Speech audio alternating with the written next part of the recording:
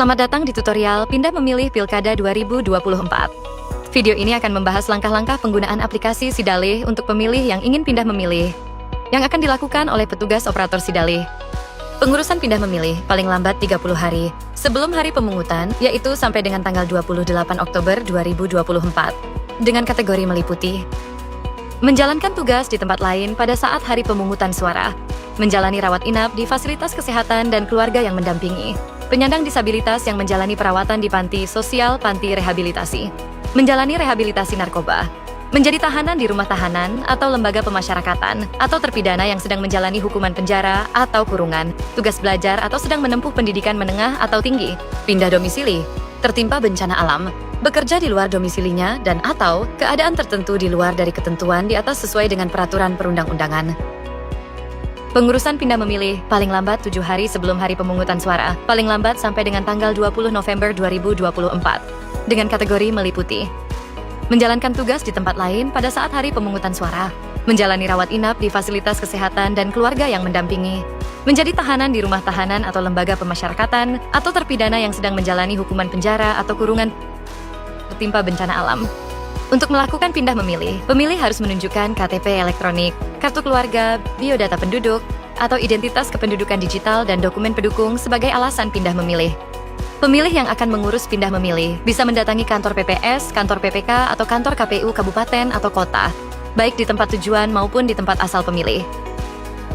Pertama, petugas mengecek data pemilih di laman cekdptonline.kpu.go.id. Bila sudah terdaftar, petugas bisa melanjutkan proses pindah memilih. Petugas operator Sidalih login ke aplikasi Sidalih sesuai dengan wilayah kerjanya, baik di PPS, PPK, KPU kabupaten atau kota. Misalnya jika di Depok, petugas akan login di depokkota.kpu.go.id.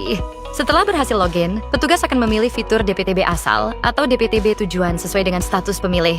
DPTB asal digunakan untuk pemilih yang terdaftar di TPS dalam satu kota, sedangkan DPTB tujuan untuk pemilih yang terdaftar di luar wilayah kerja. Jika pemilih tersebut terdaftar di luar wilayah, pilih DPTB tujuan, masukkan detail alamat baru, nomor telepon, dan email pemilih. Pastikan untuk memilih alasan pindah memilih, misalnya pindah domisili atau menjalankan tugas. Pemilih juga harus memberikan lampiran dokumen sesuai dengan peraturan keputusan Komisi Pemilihan Umum nomor 799 tahun 2024, halaman 81 sampai 83. Setelah semua data dan dokumen terverifikasi, petugas akan mengklik tombol pindah, dan pemilih akan menerima email konfirmasi berisi surat pindah memilih.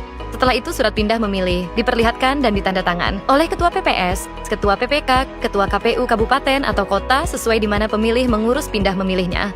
Surat yang sudah ditandatangan Ketua bisa diambil langsung ke kantor PPS, PPK, KPU Kabupaten atau Kota, atau dikirim lewat WhatsApp atau email pemilih.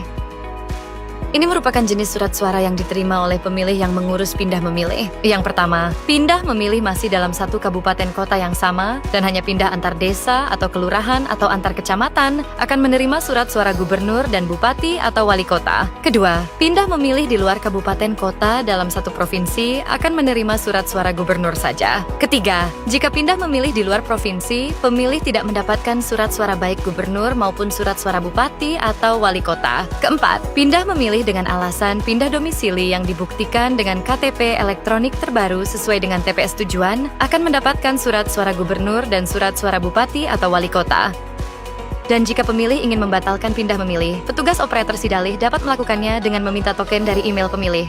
Lalu masuk ke fitur pemilih DPTB, lalu klik kanan pada pemilih yang ingin dibatalkan. Klik batalkan dari DPTB, masukkan token pemilih dan klik simpan. Ayo ke TPS tanggal 27 November 2024 dan gunakan hak pilihmu. Jangan lupa subscribe, follow, dan komen akun media KPU Provinsi Jawa Barat.